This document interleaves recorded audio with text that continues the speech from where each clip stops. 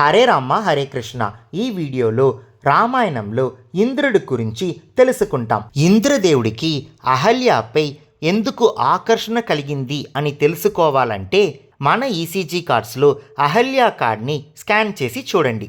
ఇంద్రుడు ఎలాగైనా అహల్యను పొందాలని నిర్ణయించుకున్నారు. ఒకరోజు అర్ధరాత్రి సమయంలో ఇంద్రుడు గౌతమ మహర్షి ఆశ్రమం బయట నిలబడి కోడి కుయ్యినట్టు శబ్దం చేశారు. అది విని గౌతమ మహర్షికి సూర్యోదయం అయ్యిందని అనుకుని సంధ్యావందనం చేయడానికి దగ్గరలో ఉన్న నదికి వెళ్లారు. గౌతమ మహర్షి బయటికి వెళ్ళిన వెంటనే ఇంద్రుడు మహర్షి రూపం ధరించి ఆశ్రమంలోకి ప్రవేశించారు. అహల్య తన భర్త త్వరగా తిరిగి వచ్చారని అనుకుని ఎలాంటి అనుమానము లేకుండా ఆయనే తన భర్త అని భావించి దాంపత్యంలో పాల్గొనింది. కొంతసేపటికి గౌతమ మహర్షికి అనుమానం వచ్చి ఇంకా ఉదయం కాలేదు అని గ్రహించి తన దివ్య దృష్టితో జరిగిన మోసాన్ని తెలుసుకుని వెంటనే ఆశ్రమానికి తిరిగి వచ్చారు. ఇంద్రుడు తన విషయం గౌతమ మహర్షికి తెలిసిపోయిందని గ్రహించి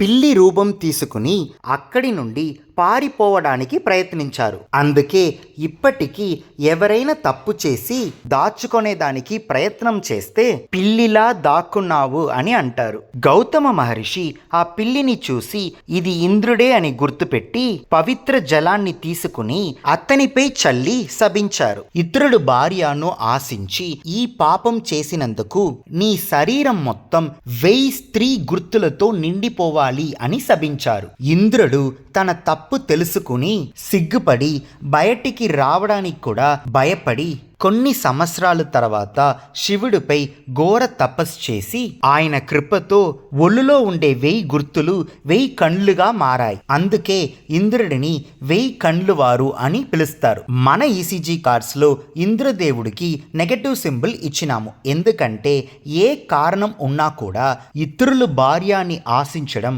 పెద్ద ఘోరం. అందుకే ఇంద్రుడికి మన ఈసీజీ కార్డ్స్లో నెగటివ్ సింబల్ ఇచ్చినాము. ఇంకా ఇంద్రుడి గురించి ఎక్కువ తెలుసుకోవాలంటే ఈ వీడియో డిస్క్రిప్షన్లో ఉండే లింక్ని తప్పకుండా చూడండి. హరే రామ హరే కృష్ణ.